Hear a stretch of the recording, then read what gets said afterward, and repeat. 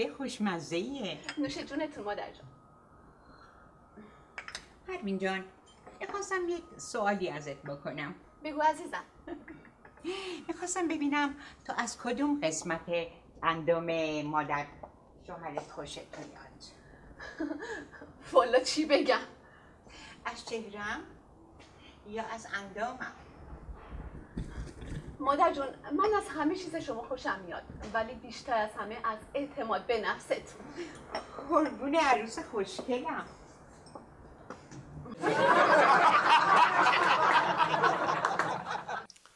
خب جانم، یکم از تجربه کاریتون برای ما توضیح بدین. آقای رئیس، من 10 ساله که تجربه کاری دارم. 10 سال؟ چه خوب. موقع کارم بسیار جدی هستم. ما هم به چنین کارمندایی اینجا لازم داریم. الان مدتیه که بیکار هستم و خیلی احتیاج به این کار دارم. حالا من یه سوال از شما میکنم، خواهش میکنم اینو خیلی جدی به من جواب بدین. خواهش میکنم آقای رئیس، بفرمایید. شما وقتی وارد دستشویی میشین، اول با پای چپ میرین تو یا با پای راست؟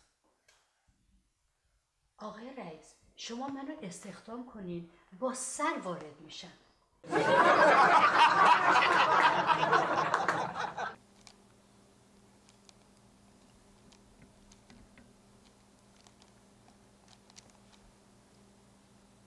آخه زن یه چیز بیار بخوریم. بذار این جدول رو تموم کنم. آخه ناسلامتی، مردی گفتن، زنی گفتن، خسته گرسنه از سر کار اومدیم جدول حل میکنی؟ باشه عزیزم، اینو بهم کمک کن تموم بشه، میرم برات غذا میارم. بگو ببینم. ببین، یه اختراع نام ببر برای جبران اشتباهات بشر. محضر طلاق و سلام. آقا قربونت برم. قربانت برم. مرسی، قربانت برم برام جون. آقای خیلی حال کردم. آقای قربانت مرسی. شبی بازم از این کارا میکنی؟ حتما 100%. قربانت برم. قربانت دیگه. من دیگه برم دیگه با اجازت. قربانت برم. برام جون ببخشید پول خورد داری؟ پول خورد؟ آره عزیز. واسه چی میخوام با اتوبوس برم دیگه.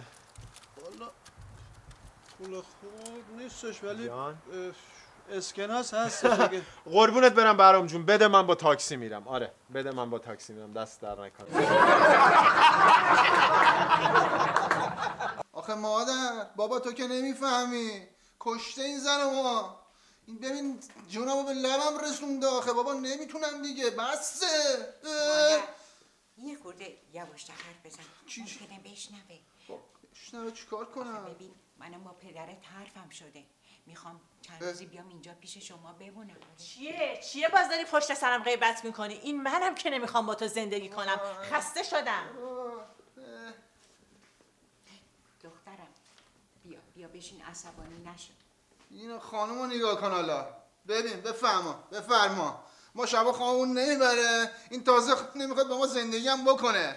پسرم عزیزم، حالا یه کمی تو کوتاه بیا. حیف که نمیتونم برم خونه مامانم اینا، وگرنه معلومه دیگه، شوهر به این خوش تیپی، به این خوش هیکلی، اصلا نمیدونم دیگه چی بگم از خودم. موهای پرپشت، چشای بادومی. بسه اینقدر از خودت تعریف نکن، به خاطر این نیست. پس به خاطر چیه دخترم؟ آخه مامانم با بابام حرفش شده میخواد بیاد چند روزی اینجا بمونه.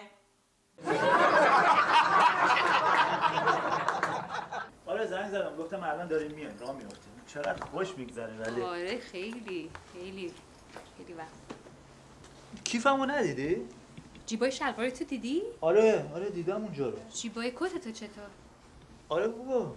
جیبای بغلش رو؟ نه. چرا نه؟ اونجا رو دیگه نمیبینم. اگه اونجا هم نباشه دیگه سکته میکنم اینجا.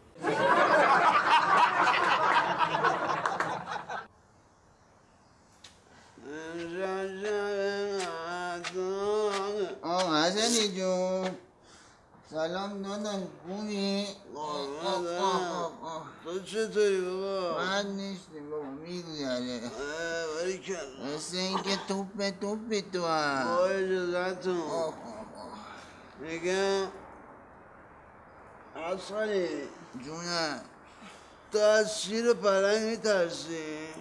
نه آره والا. یعنی هیچی نمیترسی؟ نه فقط از این زن زابمورم میترسم که ما رو یه دفعه نگیره دم منقل. آره.